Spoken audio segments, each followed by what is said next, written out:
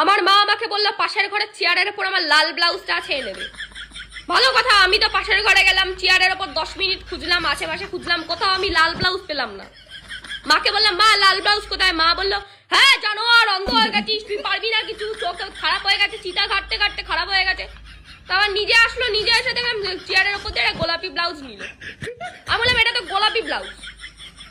বলছে হ্যাঁ লাল আর গোলাপি আলাদা কি, সবই এক, সবই এক। বেশি জেনে গেছিস, অল্প বয়সে বেশি পেকে গেছিস, অল্প বয়সে সব জেনে গেছিস তুই। জানোয়ার, আমি তোকে জন্ম দিয়েছি না তুই আমাকে জন্ম দিয়েছিস? মানে যত ঝামেলা হোক, তুই আমাকে জন্ম দিয়েছিস না আমি তোকে জন্ম দিয়েছি, এই কথাটা ম্যান্ডেটরি থাকবেই ভাই।